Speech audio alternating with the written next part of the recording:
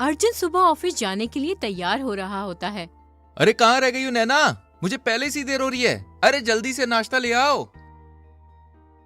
आ रही हूँ बाबा। वो नाश्ते के साथ जूस भी ले आती है। अर्जुन सिर्फ जूस पीकर जाने लगता है। अरे कहाँ चले, नाश्ता तो करके जाइए। यार मुझे वैसे ही देर हो रही है। इतना कहकर अर्जुन ऑफिस चला जाता है। थोड़ी देर बाद एकदम से घंटी बजती है। अरे कौन आ गया इतनी सुबह सुबह? नैना दरवाजा खोलती है और आरती को देखकर बोलती है, आरती तू यहाँ कैसे? बस अपनी दीदी और जीजू से मिलने आई हूँ। अरे आरती, मम्मी और पापा नहीं आए, अभी तो सिर्फ मैं ही आई हूँ। फिर शाम हो जाती है और अर्जुन घर वापस आ जाता है। आरती अर्जुन के लिए पानी लेकर आती है। आरती को देखकर अर्जुन बहुत खुश हो जाता है और उसका मुंह खुला का खुला ही रह जाता है। मुंह तो बंद कर लीजिए, नहीं तो मक्खी घुस जाएगी। अरे इनके बारे में क्या बताऊं, ये तो किसी भी लड़की को देखते हैं और इनका मुंह ही खुल जाता है। अरे ऐसा कुछ नहीं है, मेरा मुंह सिर्फ अपनी प्यारी साली को देख के ही खुलता है। अरे जीजू, आप तो पहले से ज्यादा स्मार्ट लग रहे हैं। हमारी नैना दीदी का तो ख्याल रखते ही नहीं हो। अपनी दीदी से ही पूछ लो। ये तो सिर्फ ऑफिस के काम में ही लगे रहते हैं, मुझ पर तो ये बिल्कुल भी ध्यान नहीं देते। आरती को अर्जुन पर क्रश आ जाता है और वो बताती नहीं है। अगली सुबह घर में अर्जुन शर्टलेस होता है और उसके सिक्स पैक नजर आ रहे होते हैं। ये देखते ही आरती के मुंह में पानी आ जाता है और वो अर्जुन के करीब जाती है। अरे जीजू, आपने तो ऋतिक की तरह बॉडी बना ली है। बातों ही बातों में वो उसकी बॉडी को टच कर देती है। फिर दोनों एक दूसरे की आंखों में डूब जाते हैं। तभी वहाँ नैना आ जाती है। अरे आप लोग इधर हो, मैं कब से तुम दोनों को ढूंढ रही हूँ। आओ सब नाश्ता करते हैं। नाश्ता करते हुए आरती और अर्जुन एक दूसरे को प्यार भरी नजरों से देखते हैं, लेकिन नैना बेचारी को कुछ पता ही नहीं चलता। एक दिन की बात है, नैना बोलती है, मुझे बाजार जाना है, आप दोनों में से कौन चलेगा? अरे मेरी तरफ तो देखो ही मत, मैं नहीं जाने वाला। यार हफ्ते में एक ही दिन छुट्टी मिलती है, मुझे घर पे ही रहना है। आरती तुम तो चलो।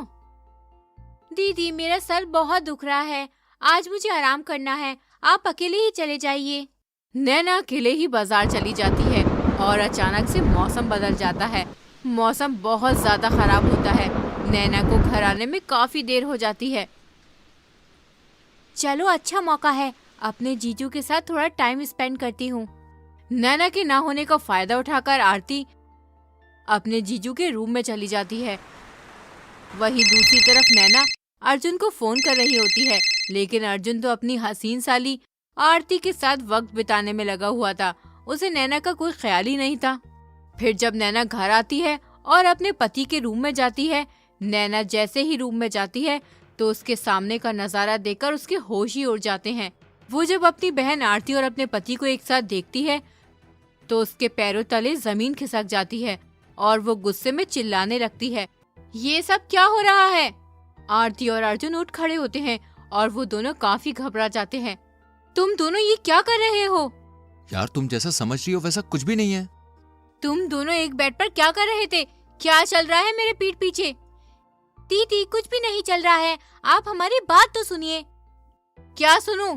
तुम मेरी बहन हो और मेरी बहन होकर मेरा ही घर तोड़ रही हो। यार अब तुम तो राई का पहाड़ बना रही हो। यार आरती को बिजली कड़कने से डर लग रहा था तो वो यहाँ पे आ गई और कब हमारी आंख लग गई हमें पता ही नहीं चला। अर्जुन किसी तरह से नैना को मना लेता है। इसी तरह दिन बीतते जाते हैं। एक दिन नैना अपने पुराने दिन याद कर रही होती है। अर्जुन, क्या तुम्हें याद है जब हम एक दूसरे से मॉल में मिले थे? हाँ बस यही रह गया, मैं थका हुआ हूँ, मुझे सोने दो। नैना को अजीब लगता है, लेकिन वो समझती है कि अर्जुन थका हुआ है, इसलिए वो बात को इग्नोर कर देती है। उधर दूसरी तरफ आरती और अर्जुन पूरा समय एक दूसरे के साथ बिताते हैं। एक रात दोनों छत पर बातें कर रहे होते हैं कि तभी वहाँ नैना आ जाती है। नैना को देखकर दोनों एकदम से चुप हो जाते हैं। इतनी रात हो गई है, तुम दोनों यहाँ क्या कर रहे हो? कौन सी ऐसी बातें कर रहे थे कि मेरे आते ही तुम दोनों एकदम चुप से हो गए? अरे कुछ नहीं, मैं तो थोड़ा हवा खाने आया था तो देखा कि आरती भी यहीं घूम रही है तो हम दोनों बातें करने लगे और इसी बीच तुम आ गई। आजकल आप कुछ ज्यादा ही आरती के पीछे घूम रहे हैं, कुछ तो गड़बड़ है। मेरे आगे पीछे तो नहीं घूमते। क्या दीदी आप बहुत शक करती हैं? थोड़ा तो भरोसा रखिए। भरोसा तो तुम पर है, पर इन पर मुझे बिल्कुल भी नहीं है। ये अपनी बातों से कब तुम्हें पटा लेंगे, तुम्हें पता भी नहीं चलेगा। अर्जुन गुस्सा होकर वहाँ से चला जाता है। नैना के दिमाग में शक का कीड़ा दौड़ने लगता है। वो अपने पति और बहन की हर छोटी बातों पर नजर रखती है। कुछ तो करना पड़ेगा, नहीं तो ये दोनों मिलकर कुछ न कुछ खिचड़ी पकाते ही रहेंगे। एक दिन आरती घर से बाहर जाती है। वहीं थोड़ी देर बाद अर्जुन भी घर से बाहर चला जाता है। आज तो मैं इन दोनों को रंगे हाथों पकड़कर ही रहूंगी। नैना पीछा करते करते एक पार्क में पहुंच जाती है। वहां अर्जुन और आरती बातें कर रहे होते हैं। नैना को बहुत गुस्सा आता है कि तभी वहां एक लड़का अरुण आता है, जिसे देखकर आरती के चेहरे पर मुस्कुराहट आ जाती है। दोनों एक दूसरे के करीब जाते हैं। नैना गुस्से में उसके पास जाती है और बोलती है, कौन है ये लड़का? सच सच बताना, नहीं तो मुझसे बुरा कोई नहीं होगा। ये अरुण है जिससे आरती प्यार करती है, समझ आया? हमारे बीच कुछ भी नहीं है। दीदी, हम दोनों एक दूसरे से प्यार करते हैं, पर पापा शादी के लिए नहीं मान रहे हैं, इसलिए मैं आपके पास आ गई। पर मुझे आपको भी बताने में डर लग रहा था, तो मैंने जीजू को बता दी सब बात। वो हमें मिलाने के लिए सब कर रहे थे। कोई बात नहीं, मैं तुम दोनों की शादी करवाऊंगी। चलो, कम से कम मेरा घर तो बचा। और इसी बात पर सब हंसने लगते हैं। चुन्नी और रंगीला गांव के पीछे के जंगल में अक्सर छुप छुप कर मिला करते थे। चुन्नी काफी नादान थी और रंगीला की नीयत कुछ ठीक नहीं थी। अरे चुन्नी, तू तो आज बड़ी खूबसूरत लग रही है। प्यार आ रहा है मुझे तुझ पर। धत, तू भी ना रंगी, कुछ भी बोलता है। ए छोरी, ऐसे मुंह मत फेर। अरे मेरा क्या होगा रे? तू तो रहने ही दे। अपने घर वालों से कम मिलवा रहा है तू मुझे। लगता है तुझसे शादी करने का ख्वाब बाल सफेद होने पर ही पूरा होगा। बुढ़िया दुल्हन बोलेंगे ये गांव वाले मुझे। अरे मिलवा दूंगा जल्दी, ऐसी क्या जल्दी है? रंगीला, ऐसे कब तक चलता रहेगा? मैंने तो अपने घर वालों से अपनी और तुम्हारी शादी की बात भी कर ली है, पर तुम कब अपने घर वालों से शादी की बात करोगे? तुम जानते हो ना कि गांव वाले हमारी शादी के बारे में क्या बातें कर रहे हैं। वो लोग मुझे बदनाम कर रहे हैं। अगर तुम मुझसे दूर हो गए तो मैं मर ही जाऊंगी। अरे तुम भी ना कैसी कैसी बातें कर रही हो। अरे हो जाएगी शादी, कर लेंगे, इतनी भी जल्दी क्या है? अरे अभी तो ऐश मौज करने की उम्र है। फिलहाल अभी तुम मेरे संग चलो। कहाँ? अरे हम तुम के कमरे में बंद हों और चाबी खो जाए। धत! चुन्नी शर्मा जाती है और अपने घर लौट जाती है। कुछ दिन बाद चुन्नी गर्भवती हो जाती है। रंगीला को पता चलते ही वे गांव से 9-11 हो जाता है। ये कुकर्म लड़की ना जाने किस समय पैदा हुई है, मेरी नाक कटा के रख दी। मैं अब गांव में मुंह दिखाने के काबिल नहीं रही। ए छोरी, तुम इस बच्चे को मार दो। चुन्नी अपने बच्चे को पालना चाहती थी। चुन्नी के घर वाले नाक कटने के डर से उसे अकेला छोड़ देते हैं। कुछ दिन बाद चुन्नी अकेली ही अपनी डिलीवरी करवाने गांव के ही एक हॉस्पिटल में पहुंच जाती है। डॉक्टर साहब, ये लड़की अकेली है, लगता है बच्चा नाजायज है। क्यों ना इसके बच्चे को हम बेच दें? एक क्लाइंट है जो हमें मुंह मांगी कीमत देने को तैयार है। सही कह रही हो कमला। अरे मेरी भी बहुत दिनों से ऊपर की कमाई नहीं हुई है। डॉक्टर साहब, मेरे पेट में बहुत दर्द हो रहा है, प्लीज मेरी डिलीवरी करवा दो।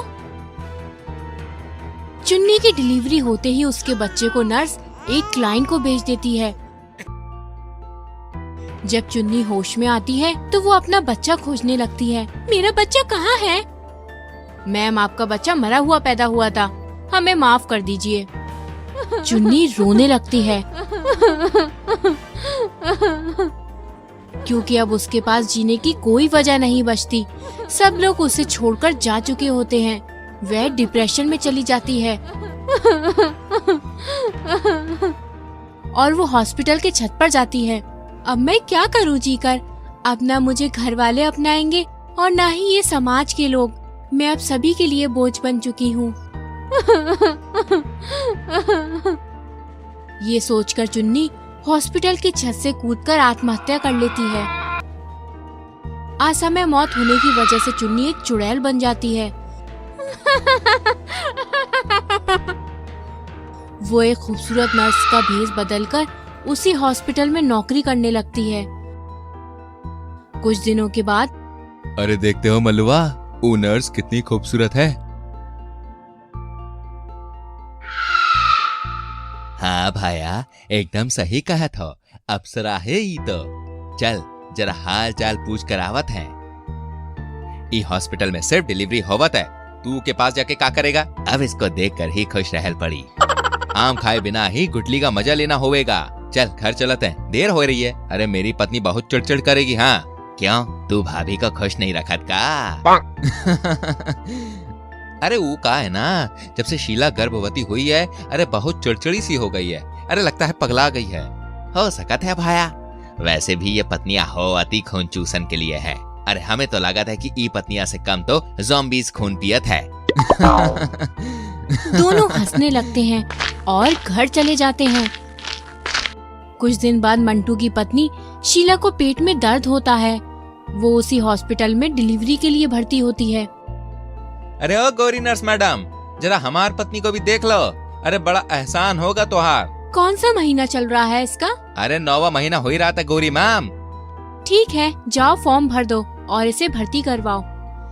शीला हॉस्पिटल में भर्ती हो जाती है और उसकी डिलीवरी हो जाती है। उसे जुड़वा बच्चे पैदा होते हैं। डॉक्टर को लालच आ जाता है। डॉक्टर चुन्नी को बाहर जाने को कहता है। आप थोड़ी देर के लिए बाहर जा सकती हैं? चुन्नी बाहर जाती है, पर उसे शक होता है कि डॉक्टर उसे बाहर क्यों भेज रही है। नर्स देखो, इसके जुड़वा बच्चे हुए हैं, क्यों ना हम इनमें से एक बच्चे को बेच दें? अरे किसी को भी कुछ पता नहीं चलेगा। क्या बोलती हो तुम? सही बोलत है सर, हमारी ऊपर का खर्चा भी बहुत बढ़ गया है। उसके लिए तो हमें ये बच्चे को बेचना ही पड़ेगा। डॉक्टर और नर्स मिलकर एक बच्चे को बेच देते हैं और शीला को झूठ बोल देते हैं कि सिर्फ उसे एक ही बच्चा हुआ है। जब शीला हॉस्पिटल से डिस्चार्ज होती है तो उसकी गोद में एक ही बच्चा देखकर चुन्नी पूछती है, एक बच्चा है आपकी गोद में? ये डॉक्टर बोले हैं कि एक ही बच्चा हुआ है। चुन्नी सब समझ जाती है और गुस्से में वह चुड़ैल के रूप में आ जाती है। हो सकता है कि ये नर्स और डॉक्टर मिलकर मेरे बच्चे को भी बेच दिया होगा। मैं इसका बदला जरूर लूंगी। रात होते ही चुन्नी अपने असली रूप में आ जाती है और वो नर्स के पास जाती है और जोर जोर से हंसने लगती है।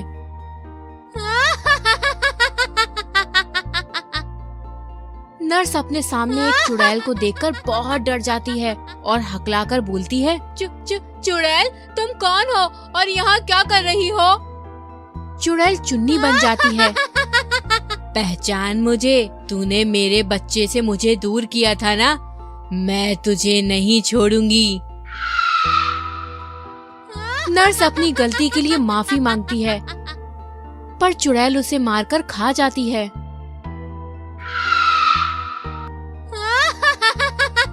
इधर जैसे ही डॉक्टर बिस्तर पर लेटता है, उसे किसी की जोर से रोने की आवाज आती है। वो दौड़कर बाहर देखती है। तू अभी तक गई नहीं चुन्नी? नहीं सर, अभी बहुत रात हो गई है। पर तू रो क्यों रही है? कोई बात है क्या? बता मुझे। इतने में चुन्नी अचानक चुड़ैल का रूप ले लेती है। डॉक्टर घबरा जाता है।